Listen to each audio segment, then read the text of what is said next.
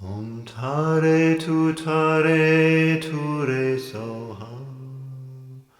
Om tare tutare ture soha. Om tare tutare ture soha.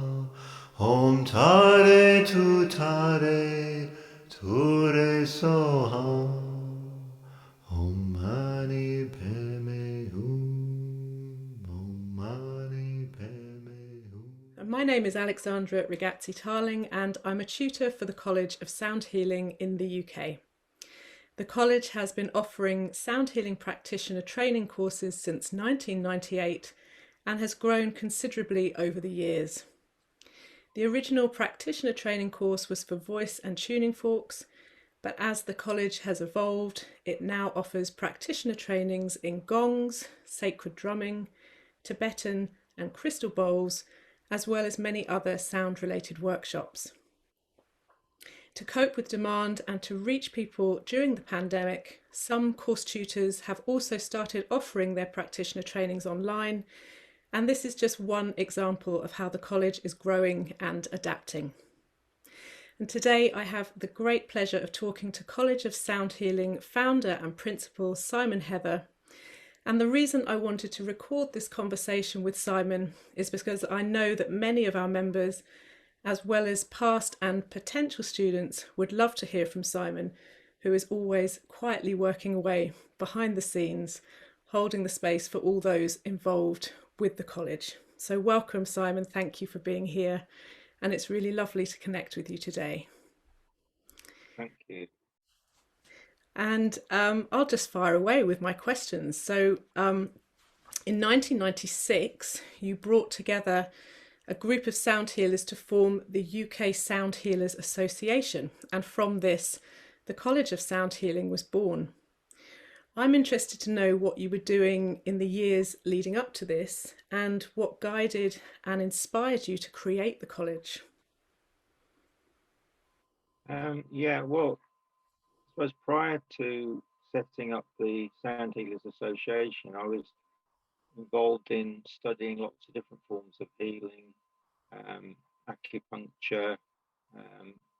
Basically, I was looking at all different ways that, emotional healing, spiritual healing, shamanic healing, and studying with other people all over the world, really. And also, I was interested in the sort of Vedic system, the mantra. So I went to India a lot to study with different teachers. And so I sort of started to obviously use these techniques on myself because obviously, I had a lot of health problems myself. And the things that really helped me most were the sound healing and the chanting, and obviously mantra and other modalities like the um, shamanic healing and acupuncture. So I was really looking to once I'd sort of understood them, I was then starting to use them on my clients, and they were getting a lot of benefit. So I then sort of started to think, well, the whole idea of sound healing should be taught as a proper training. And I then approached lots of organizations like the National Federation of Spiritual Healers, other healing organizations, and tried to convince them to run a practitioner course. And I just got bashing my head against the brick wall, really. So after a while, I don't have any background myself in music or, I don't have any musical training. So I sort of meditated on it for a long time, and eventually I got the sort of message was that you've got the idea, so you've got to get on with it and do it yourself, really. So that was really how I started it. Wow, gosh, I didn't know all of that. That's very interesting. Um, so once you'd put that idea into practice and got everything up and running, you pioneered the sound healing with the voice practitioner training. So I know you've just spoken about the mantra and chant that you were interested in. The Sound Healing with a Voice Practitioner Training was the course that you designed for the initiation of the college to teach this course. And you spent from 1999 to 2007, I believe, teaching this course around the world in countries such as Canada, Australia, New Zealand, Russia, South Africa, and the USA. So the whole world, really. And how was the course initially received, given that sound healing was relatively unheard of back then? Well, I mean, it was surprising, really, that the amount of enthusiasm for the course. I mean, I think, you know, the courses went really well wherever we ran them. Obviously, um, it was more difficult to run it in Russia because I don't speak Russian, and everything had to be translated backwards and forwards. So it took a long time. But the actual, once you started doing the singing and the chanting and all the exercises, people could pick those up really quickly. So there's a sort of universal language behind sound that I think everybody can tap into. And yeah, I mean, in the UK it was pretty slow, but in other countries like Canada, I mean, they were really enthusiastic, and you know, I was asked to go back there quite a few times to teach the course. And do you think that was because it was voice focused, that it had that immediate appeal? Um, well, I think that it is something that's very, you could say it's new, but it's also very old in the sense that it's very immediate. The effect's very immediate, and it's also, you don't have to learn to play any instrument. You know, it's something that people can do straight away, and people can get a lot of benefit. I mean, the first weekend is very much about just teaching people how to use their voice for self-healing. And you know, a lot of people just come on that first weekend and they get hooked because they can realize how powerful it is, and they just think, well, okay, this is so beneficial for myself. I could actually use this for other people. And of course, a lot of the people that come on the courses are healers or therapists who, a lot of them are already using these things intuitively. You know, a lot of healers have come on and they're using it intuitively. They want to actually understand what's happening. They want some structure. And particularly in Canada, I had a lot of people on the course that were music therapists, and they said, we love the course because it's not a left brain course, and we can actually use our intuition and we can enjoy using the sound. Whereas music therapy, even though it's a wonderful training, it's very left brain, and it's very sort of, you know, you've got to be able to play at least one or two instruments, and it sort of cuts out a lot of people. And it also is not so spiritually based. Mm. Okay. So I was trying to run a course that was more spiritually based, I suppose, more based on healing on all levels, not just looking at somebody as a physical body or emotional problem, or you know, Mm. looking at the whole person. Mm. See, and I mean, certainly as a sound healer and a tutor for the college, I know myself why the voice is so important for healing. And of course, we've all had this discussion as tutors for the college, and it's involved you. But I'd love to know your thoughts as to why that is, to share that with others. Especially as we've just said, the first course that you offered with the college was the voice training. So, you know, just for us now, why would you say that the voice is so important for healing? Well, I think obviously the voice is something which is unique to each one of us. We all have a voice, and whether we use it or not is up to us, really. And I think a lot of it begins when we're at school. You know, I used to love singing at school, and but it very much, if you wanted to study music, you had to then go down a very sort of left brain approach. Mm. And when you when I met people in America or Canada, First Nations people, they don't have a concept of some people sing and some people don't sing. It's just part of being a human being. So they say the First Nations people say that the Creator gave us three gifts, and the first gift was the voice. The second gift was the flute, and the third gift was the drum. So that really showed me how important the voice is. And also they say, you know, the voice gives us a direct connection with the Creator. So you can sing in a devotional way, or you can sing with your heart, and you immediately feel a connection with something more than yourself. And particularly if you're in a choir or you're just singing with other people, you immediately have a connection with people. And you know, you can go to another country like I did with Russia, and you start singing chants and songs and things with people, and you feel an immediate connection. You don't have to speak the same language. In fact, you know, a lot of the Russians, they loved all the Native American chants. And it was interesting, I found out later on that, of course, there's a sort of genetic link apparently with people from sort of countries like Siberia, areas like Siberia, and Native Americans. There's a sort of, they reckon that they may come from the same original group of people.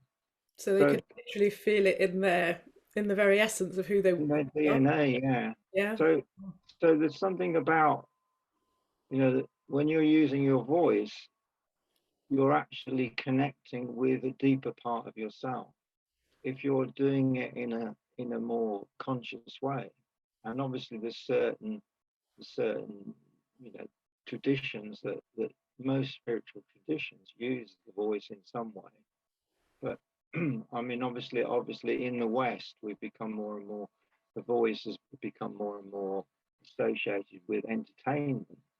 But that wasn't always the case. You know, originally the voice was very much linked to the sort of spiritual church tradition. So that changed over time. But you know, I studied cultures where the voice still is used as one of the main instruments for healing.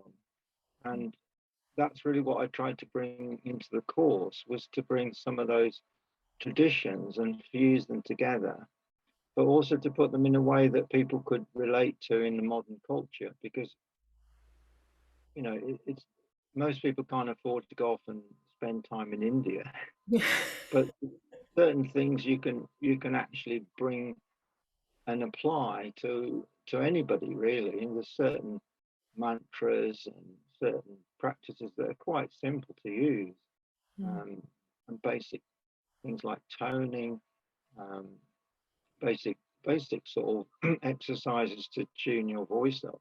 Anybody can do that. You don't even have to be a singer or a musician. Everybody can use the voice in a positive way. Absolutely. And obviously sort of talking there about sort of how the course is being created, going back to you know, what we offer on the voice training. The voice training runs over 5 weekends.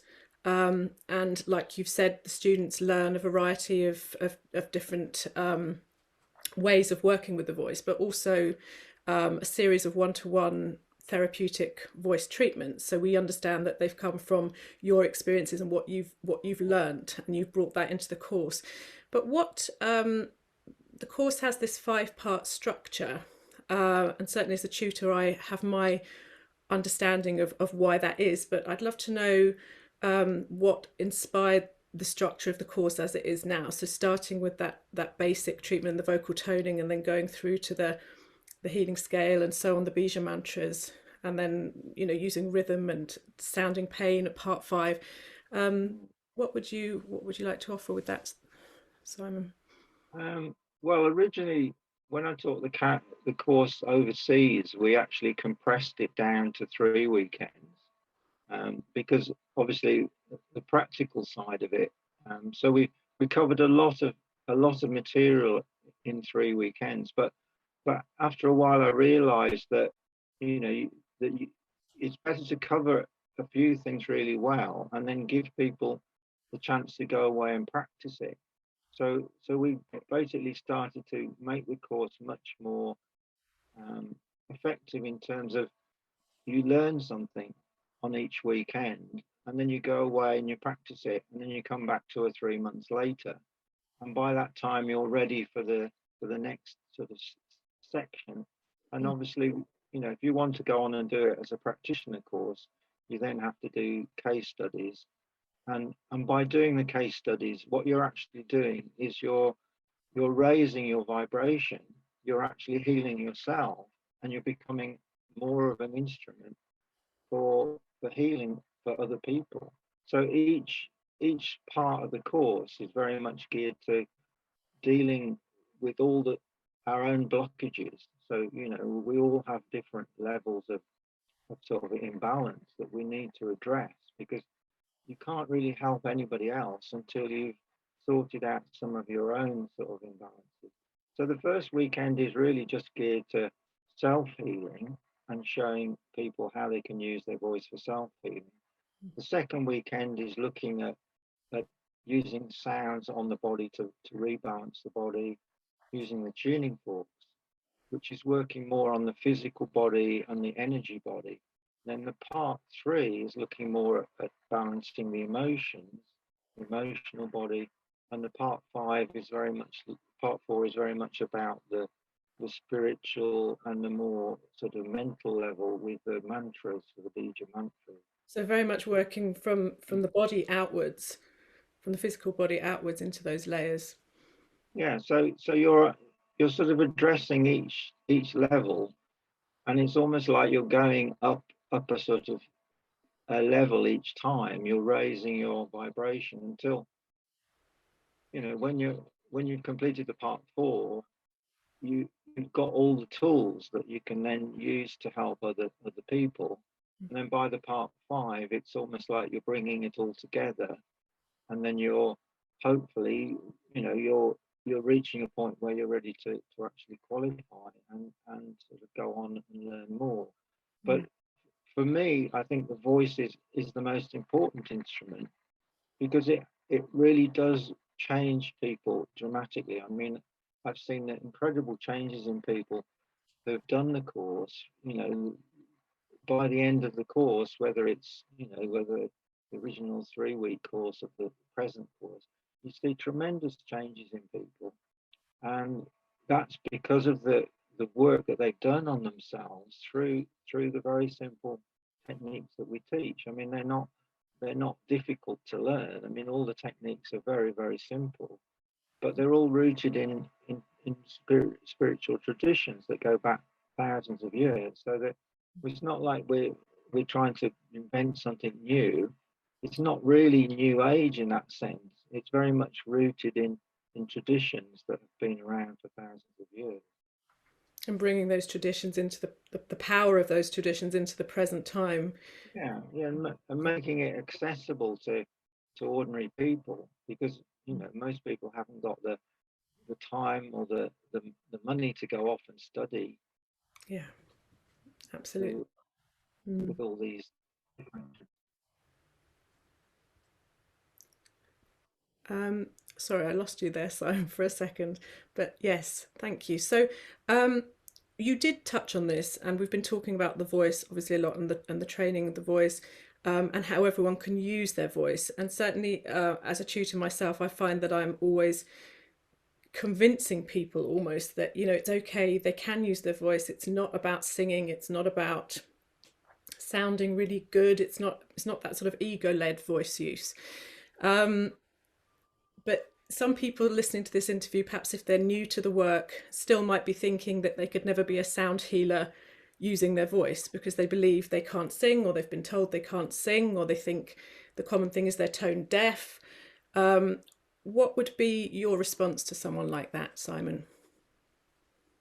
Well, I can remember, because I've taught so many part 1s in a sense. So I've taught the basic part 1, which is where people do the the voice work, and they look at sound healing for themselves. And I've had so many people come on that weekend and say, I was told at school I couldn't sing in tune. That's And right. by the end of the weekend, they're singing away with everybody else quite happily, and they're not they're no longer sort of have that block anymore. I mean, I've seen people in their 50s and 60s in tears because suddenly they've rediscovered their voice. It was almost like that voice was taken away from them Mm. by poor teachers, teachers that didn't understand the basics, of building your confidence. So it's about building confidence, giving people the confidence to use their voice.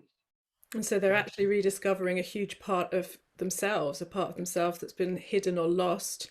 That's they're coming back into their full being again, rediscovering that part.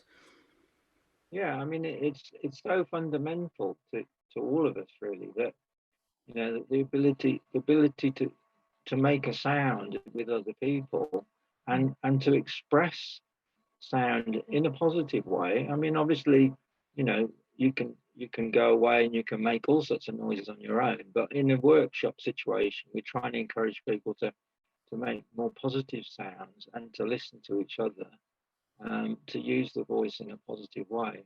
Mm. But but sound healing is nothing to do with normal singing in that sense, because sound healing is really using the voice as a form of vibrational healing. So you don't have to learn musical scales. You don't have to learn what note you're singing. You don't have to learn music. You don't have to be able to read music. In fact, in my opinion, from teaching people for 20, 30 years now, it's actually can be a block if you are musically trained, because it's almost like you have to retrain your brain to use your voice in a different way and to stop analyzing what Mm. you're doing, and I mean, I've had people on my course who are professional musicians, and they've been amazed by discovering things like harmonics. you know so Mm. professional musicians, a lot of them don't even understand vocal harmonics, Yeah. you know, which are the fundamentals of healing.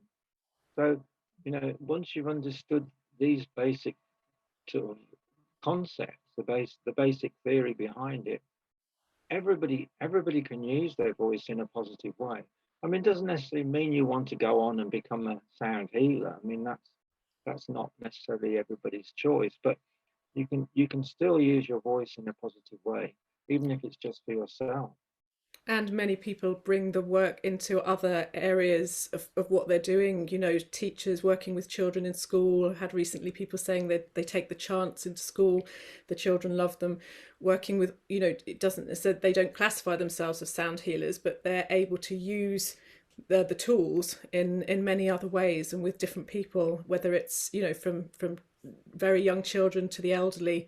So they are all things that are accessible across the board. And these people certainly, said they don't call themselves sound healers. They're just inspired by the work.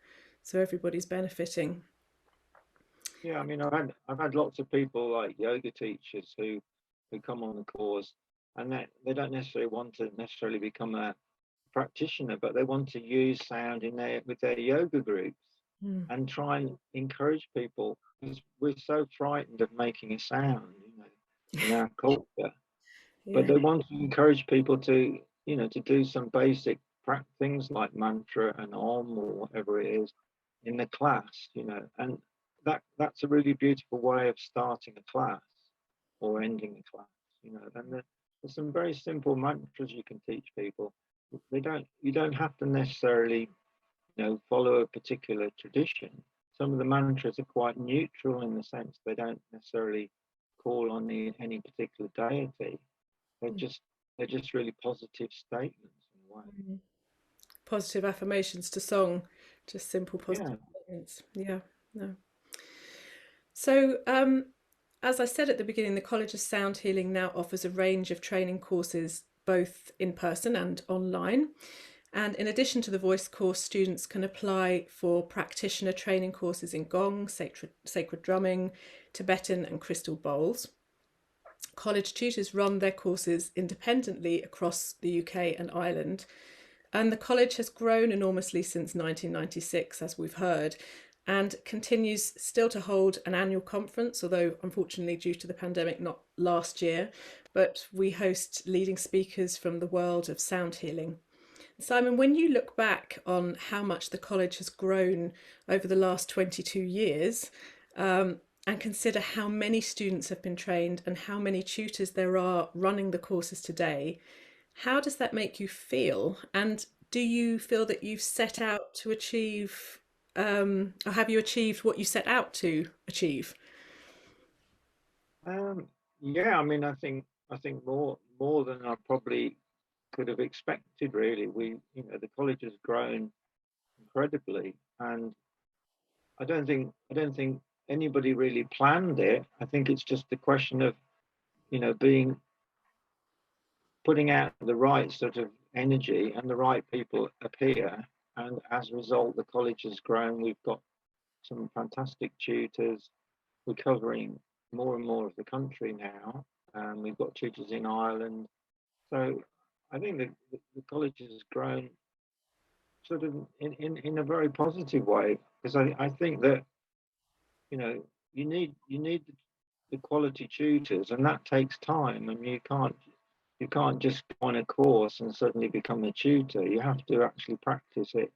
So we make sure that the tutors are actually really grounded in what they're teaching. So we've got some excellent tutors now, and I think the college is really grown and benefited from that time. Really, it's like an investment of time, and also the, the tutors support each other. So it's a good community now. It's not just one or two people. There's a good community of tutors that all support each other now. So that must give you some sort of, to see that community growing and being, so well established now, that that sense of achievement for you must be, do you feel like, that's it now, I can go and have a rest? Or are you Yeah. still, Well, my next question is, how would you like to see the college evolve over the next 20 years? So what's the vision now for you? I think what we'd like to see is we'd like to see more younger tutors coming on board, and getting involved with the college, because the people that set up the college, most of us are getting on a bit now. So we really want to sort of pass the baton over to the younger tutors, and really, encourage them to take a bigger role in the college, because I think that we need to be reaching out to younger people, because it's such a powerful medium, and that young people need this positive message, because we're so bombarded with information now, and social media.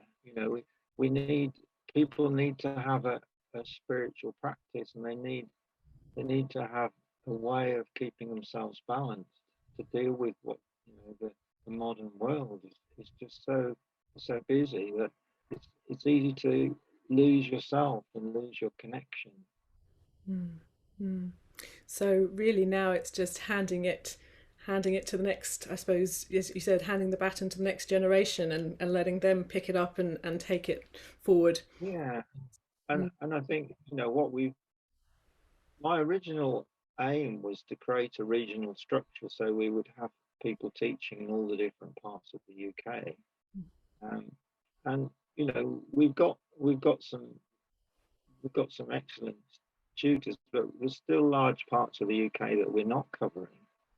mm, So we really need to cover certain areas, particularly areas like Scotland, Northern Ireland, particularly. I think we need tutors.